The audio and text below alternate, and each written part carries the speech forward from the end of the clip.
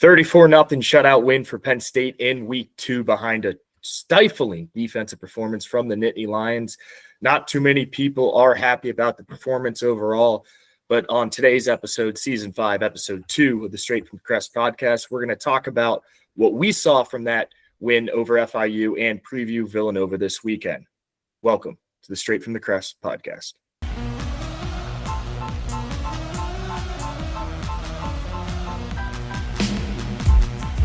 Welcome to the Straight from the Crest podcast.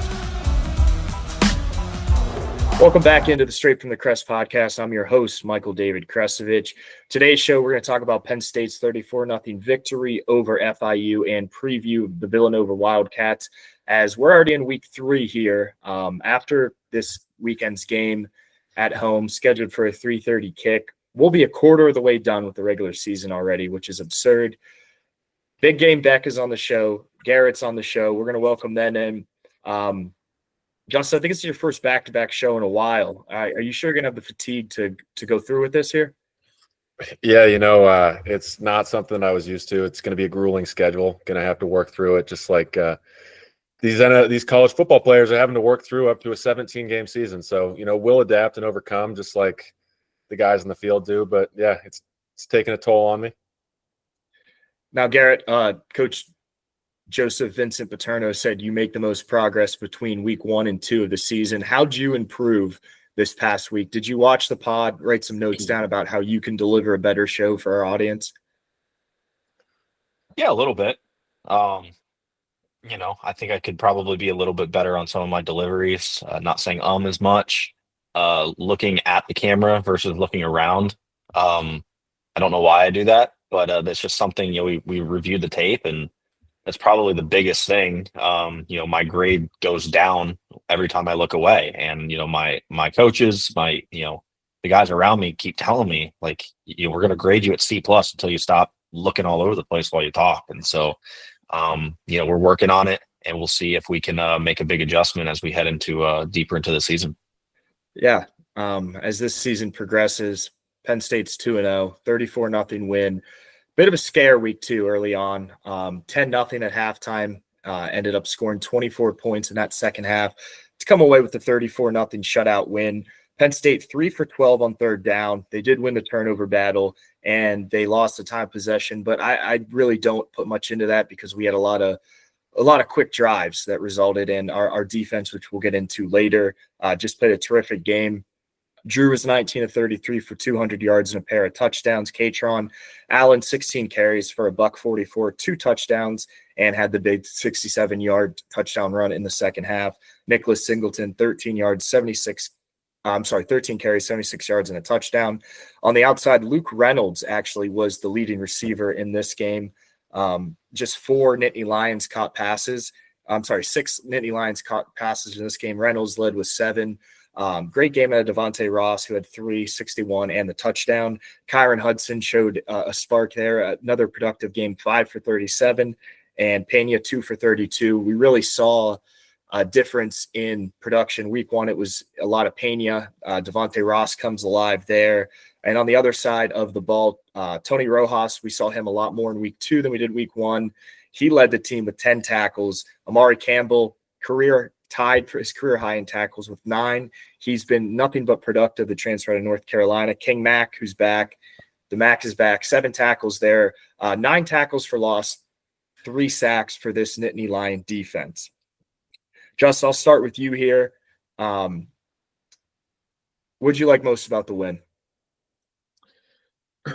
You got to go with the defense, right? Shutouts are impactful, even if it's against lesser competition. I really liked what we saw from some of the younger guys, especially Chaz Coleman. He looks like he's going to be next up after Nittany leaves. So it's good to see that in the wings we have talent waiting. And the games have been sloppy, but I do think something that we are getting done is we are getting a lot of bodies into the game. You are not seeing the same guys play all 4 quarters and series after series. You're seeing a lot of new bodies come in. You're seeing a lot of new numbers on the field. And, we scheduled these first 3 games. They're easy games. They're tune-up games. A quarter of the season is a tune-up game. It's good that we are getting players in the game so that we can be ready once we hit that more difficult stretch coming up. Yeah, it's a shutout game now, Justin, for the last 5 seasons. The last time we did this was 1972 through 1976. We were just one of 3 FBS programs coming into the year with a streak as long as that. Garrett, what impressed you about this 34-0 game? Because I know a lot of folks weren't necessarily happy about both the process and the outcome Saturday. I'd say the most impressive thing related to that game was that stat you just read off. Like, who the heck knows how to find a stat like that? So that's really all I got. Yeah, but no, actually, that is a good stat read off there. So good job, Mikey. You're my most impressive thing from the FIU game. I was sitting in a 94-degree Kyle Field watching the Utah State Aggies take on the Texas A&M Aggies, kind of stressing over a Penn State FIU game, like watching it on my phone. I'm one of those people that left it kind of underwhelmed, and I'd say probably mostly underwhelmed by Drew. Still a lot of the same issues. I'm a little bit concerned about that. Not looking sharp. I don't know why we're not looking sharp, why he's not looking sharp, missing very easy throws, really having nothing to do with anything on the field other than individual, performance. His inability to, like I said, make the simple throw, still doing the same thing we've watched for a couple of years. I'm not trying to look too much into it. It's just, I get alarm bells when I see the same thing over and over and over again. So some confidence stuff, demeanor stuff, you're supposed to be the leader of a team that might win a national championship. That's got to change in 3 weeks or less than 3 weeks. I think my broader takeaway, and there's probably more of this, is even though it may not benefit you, because your schedule is so difficult in the Big Ten, you can't schedule like this anymore. You really can't. We can't go 4 weeks and really just kind of sleepwalk and rotate guys. I mean, by week 2 or week 3, you got to play somebody with a pulse. So that's kind of my takeaway. I don't really love September 27th being the first game that we actually have to dial it up. It is very, very hard. And maybe we will do it. Maybe there's a method to madness. Maybe they got this all planned out. It is extremely hard to just dial things up. In Oregon, they did what they did. They didn't do it against Oklahoma A&M. They did it against Oklahoma State, which, no, not a very good team. Power 4 program, has power, mid-tier Power 4 talent, and they absolutely look like a death machine right now. So will they be like that in a couple of weeks when they play on the road against a good team? I don't know, but I do have some concerns. There wasn't a ton that I loved. This was a 20-0 game. We kind of got gifted a couple touchdowns late, so that's not necessarily ideal. Yeah, I mean, to touch on your point first about Oregon, it doesn't look like they missed a step from Dylan Gabriel to Dante Moore. Their offense looks just as explosive as it did last season. It looks like 2 different brands of offensive football. I mean, the win itself, which we'll get into, 34-0, I don't think it's as bad as what you were seeing on X. I don't think it was as bad as just what the common consensus around Penn State football. But to touch on your other point that you made about Drew, I noticed that as well. It wasn't that he was missing throws, which he did miss only a couple in the first half. It was his mannerisms and demeanor. He missed the swing route to Allen early, right before halftime, and immediately his hands are on his head. It's like, dude, if you're getting rattled by this FIU defense, your mistakes now, great, get those out of the way. It's like, you got to have, and I'm not questioning his mental toughness. I think Drew's a tough kid. I think he's proven that. But I think just part of this maturity with him is he has got to overcome that. And even if he's feeling rattled, don't show it. Don't let these wideouts who you've only been working out with for 5 months see you do that, because they're going to be let down by that. And I think that was kind of the reaction from the fan base. We'll go over to big game back here. Justin, what didn't you like about that game? I didn't like that. Yeah, we said that, or you went over the stats with Nick and Katron, and on paper it looks like they had a Nicholas. Thank you. My bad. We will refer to him as Nicholas from here on out. But we went over the numbers, and on paper, it seems like they had decent days. And Katron did break the one long one, but I'm still concerned with the way that we're blocking and the way that our run game looks. Drew did miss a couple throws. I think that he'll clean those up. But the fact that we can't move an FIU defensive line and defensive front at will is concerning to me. That's a team that we should be able to run all over, just like we should have been able to run all over Nevada, just like we need to be able to run all over Villanova. And with the way that our offensive line has been touted coming into the year, you would expect it. So definitely concerned that we're not seeing that come to fruition. There's still time to get it corrected, but that's something that I'm definitely looking out for in the next game. Justin, you mentioned the performance of Chaz Coleman. Was he your number one performer for the Nittany Lions who impressed you most in the win Saturday? Yeah, I think that he probably is the guy that impressed me most, just because it was kind of like a coming out party. Like, hey, I'm here. I'm going to be somebody that's going to hold down the other side of the line opposite of Denai for probably the rest of the year. I'm sure he's going to rotate in with Zariah Fisher. And then also looking forward. So I think just like the fact that it was a coming out party per se is what made it stand out the most to me. Yeah, I was sticking with the defensive line here too, or defensive side of the ball. I thought Amari Campbell's game where he got 9 tackles for the second time in his career. He did it last year against North Carolina State. He's been a great addition, someone that was kind of overlooked when the trio of wideouts came over in the portal. But 6.5 sacks last year. We talked about that last week on the show. He impressed me.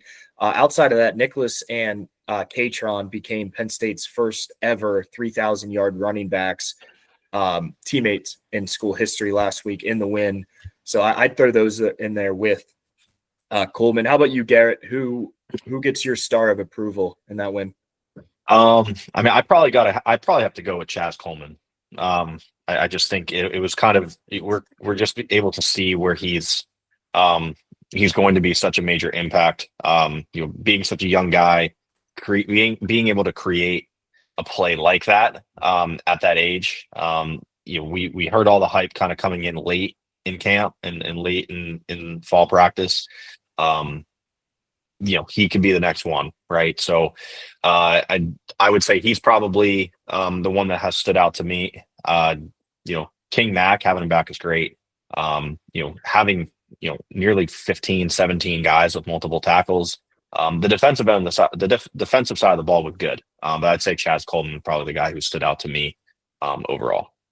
Yeah, I'd like to see some new names pop up. I also thought Luke Reynolds had a great game. I'm interested to see how they utilize Reynolds and Dinkins moving forward, because it's clear that Luke Reynolds is the better playmaker. He does more after the catch. Dinkins is probably the best run blocking tight end in the country, but it seems that in third and long, third and medium range, Reynolds is the guy you want in, and he proved that with his yak last week. He's just a phenomenal.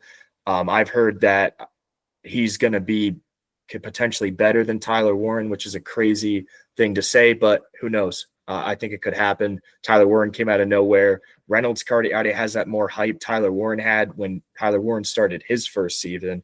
But 2-0, Penn State is now 34-0 shutout win.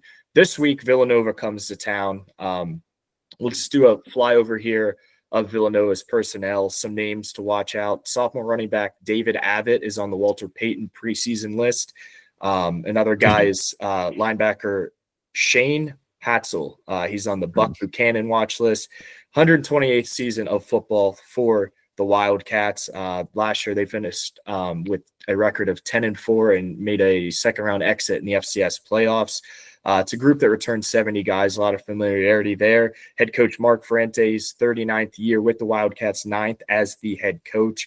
Lefty quarterback, you guys will see this weekend, Villanova's third ever left-handed quarterback, first ever at the FCS level for Villanova, Patrick McQuaid. Quick lefty there. Another cool note here, their punter, he actually goes by the name of Luke Larson. He's a grad student from East Carolina. He is the oldest player in Division I football. He's a young 33 years of age. So that's something there. Listening to Coach Franklin Top, they're a RPO team that a lot of 11, 12 personnel.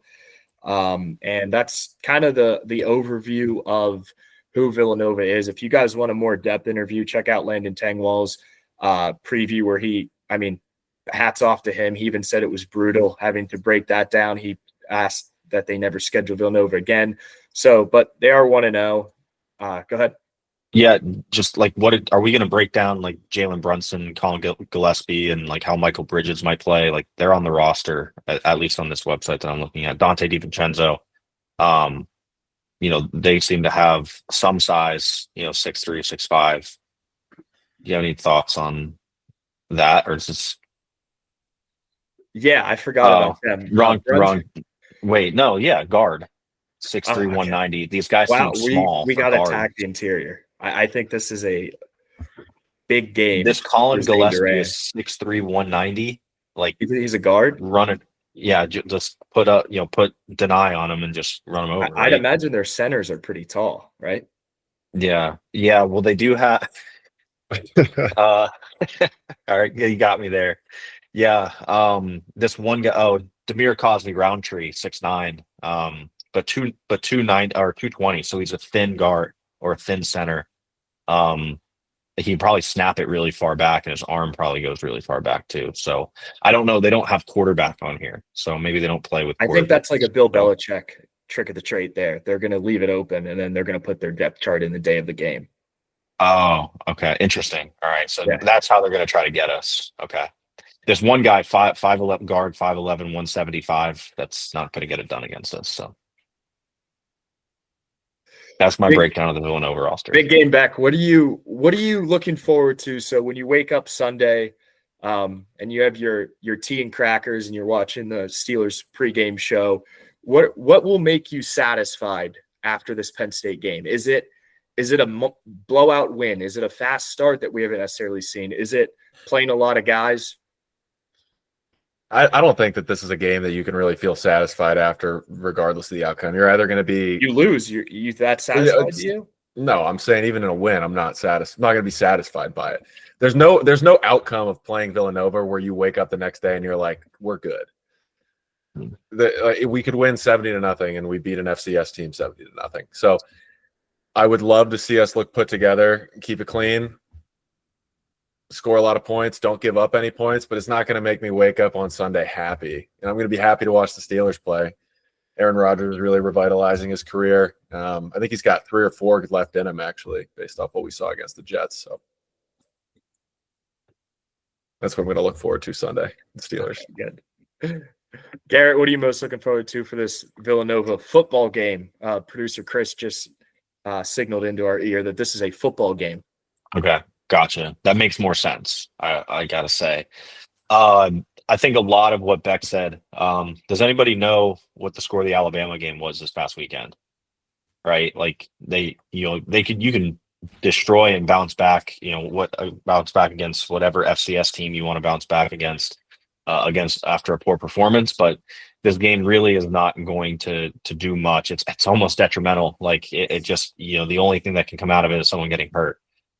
Which is why I think I just wonder if you don't need to schedule this bad going forward. That's kind of the takeaway I'd have. So look cleaner. Would like to see Drew more upbeat, more positive, more of a leader. I'm not trying to be too critical, but like I just don't want to see. I don't want to hear like, yeah, I'm taking control of this team. If you're going to take control of the team, like you need to be the emotional kind of heartbeat of the group. And so again, I'm not trying to hound on it too much. It's just like, I don't want to see despondence. Take care of your business, be up 49-0 at the half. So we don't have to play guys 4 quarters. I think that was the thing I was most frustrated about in the FIU game is like, I mean, goodness, we're playing starters midway through the 4th quarter against FIU. Like, is that really the plan here? So and maybe it is. But I'm not trying to be too down on it. I'm not. It's just seeing what we're about to run into in 2 weeks, like just efficiency. I would say efficiency, injury-free, get to the bye week, and go from there. You look around the league last week because a lot of people were pretty critical of Penn State, and maybe for the right reasons. Clemson beat Troy by 11 at home. Arizona State lost. Florida lost. Georgia beat Austin Peay 28-6 at home. Like Notre Dame last season lost to Northern Illinois and went on to play in the national championship. I think there's us as fans, we have an absolute right to be critical of maybe a slow start, maybe sloppy play late, but I think Penn State's second half adjustments really gave me some more confidence. I mean, I'll take a 34-0 win. I think, but like you said, we were kind of gifted with two. But I think their second half kind of gave this fan base a little more confidence. But with that being said, it's a 3:30 kick at home. Really cool note here. They're honoring the 2005 team at this game. So that's going to be something really neat.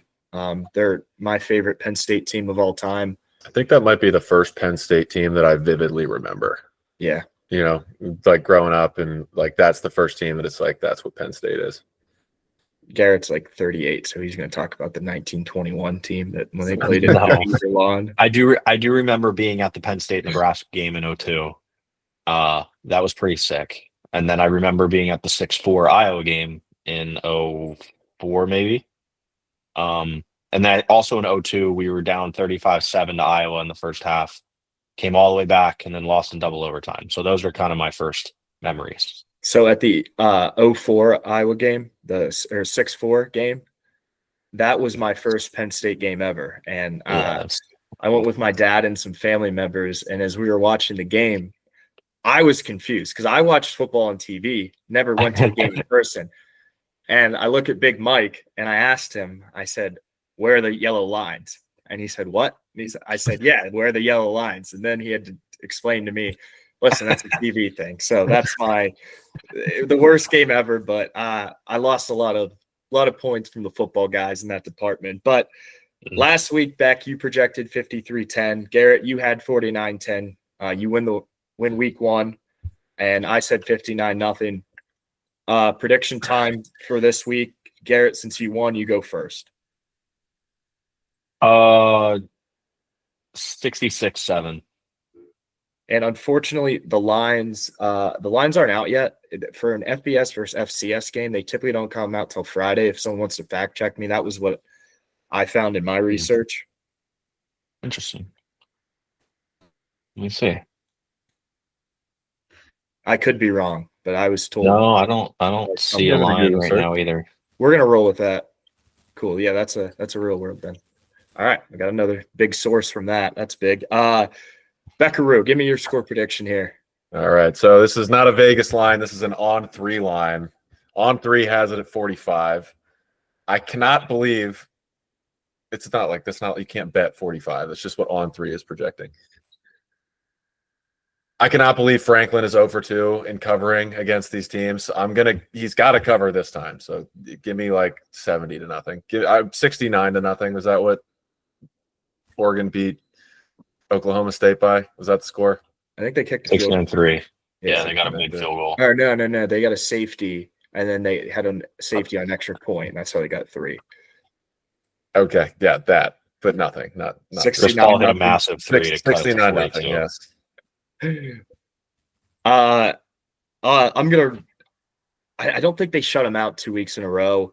I think they're gonna get a field goal off a very weird Penn State turnover, maybe a bad snap, something that sets Villanova up. I don't think they move the ball against this Penn State defense. I think this is a monstrous stat line game for Drew Alar. I think Drew finishes 24 of 29 for 371 and 4 touchdowns. But I think he doesn't take a snap past the third quarter. And I have this game at 81-3. All right. Love it. What is the criteria moving forward for who is closest? So you had it 53-10. Mm-hmm. So the final score is 34. So you're off 20 from the Penn State score and 10 off of. So it's the total off on each side. Yes. Yeah. And then I was off by 35 points because I got that right. So I came in second because, I guessed one right. But there's our prediction: 66-7, 79-0, and 81-3. I hope they can run it up. We'll see. Lou says that Villanova hangs in the first half. Okay. And Mark May had picked Villanova outright. Okay. What does hang in mean? They keep whispering in my ears, and I told them to shut up. It's a tough pick for Mark May, being a Pittsburgh guy.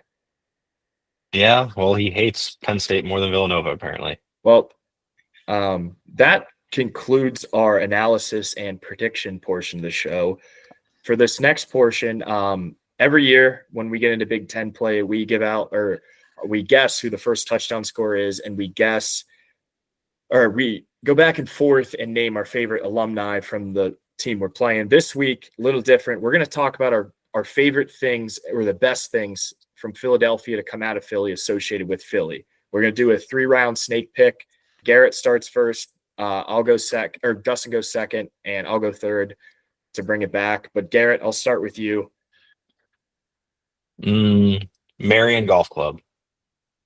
Okay. Beck? I'm going to go with the cheesesteak. I've had a lot of cheesesteaks. Good cheesesteaks are great. Bad cheesesteaks are still good. Just give me the cheesesteak. All right, my number one pick's off the board, so I got 2 here. I'm going with Chase Utley and the Declaration of Independence.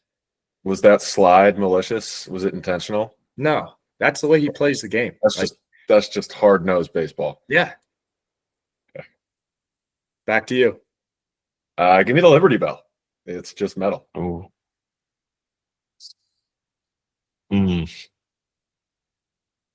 Nicolas Cage. Okay, seems like I sent a trend here. You're up again. National treasure. Oh, a national treasure for the second pick. Okay. Yeah. The first one, though. Not the second one. The second one doesn't really take place as much in Philadelphia. Justin, your final pick. Give me Harrison Soul. For those that know, they know. All right, no, San Jose State. My pick's still there. My pick's still up. All right, and for those that don't know, they just won't. But Harrison Soul comes in at pick 3. All right, final pick of the draft. I'm going Clay. I actually had them I knew both. Clay was I coming. had them both 1-1. Aiken? Yep. Okay. Wow. Interesting. It's a weird pick. No, shout out the Philly boys. But great show today, guys. We'll be back next week, bye week. Pretty cool show next week where we're going to briefly touch about Villanova game unless something disastrous happens. But we're going to do basically the entire show. The 3 of us, we're going to have categories where we're going to go back and forth and talk about the best of Penn State. We're going to talk about our favorite linebackers, our favorite overall players, the most memorable games. It'll be kind of a different type of show, but nonetheless, it'll be a great time. Appreciate you boys joining me today. Appreciate your guys' support, and we'll see you next week.